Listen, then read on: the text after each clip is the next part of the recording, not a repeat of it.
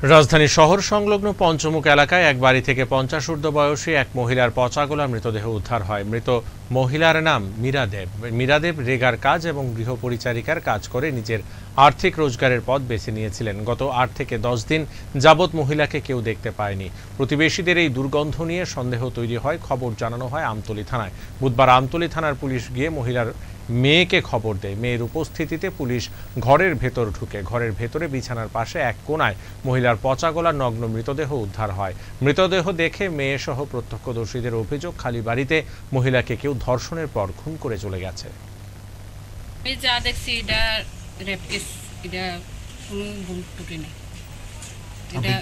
আপনি কি মৃতদেহটি দেখছেন? হ্যাঁ, মৃতদেহই দেখছি। দেখে কি মনে হয়েছে? আমি এটা রেপ কেস জানি।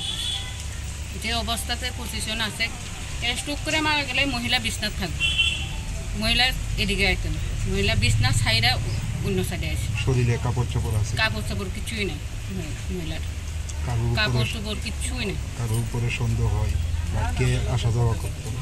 এটা ছাড়া আমরা এটা করতে পারতাম না, আমরা কন্টিনিউ তো আসা যাওয়া করি না, এদিকে আসা যাওয়ার মধ্যে কে থাকতো। কিন্তু হ্যাঁ, তাইনের ছেলে মারা গেছে, যেহেতু দুনিয়ার পাড়া প্রতি আসতো, আজকে একটা পাড়া প্রতিবেশী কেউই নেই।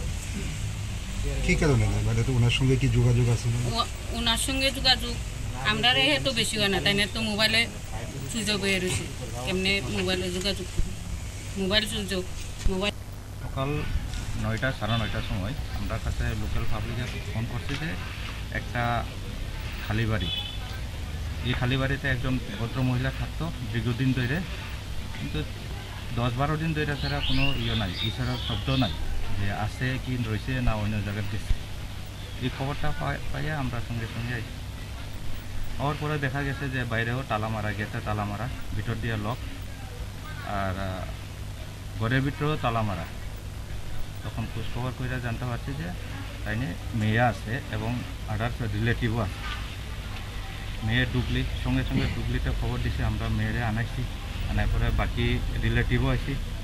আওয়ার পরে আমরা ব্যবস্থা করছি যে কমসে কম তালা খুললে তো ভিতরে ঢোকার দরকার বা দেখা দরকার কী আছে এই বিষয়ে।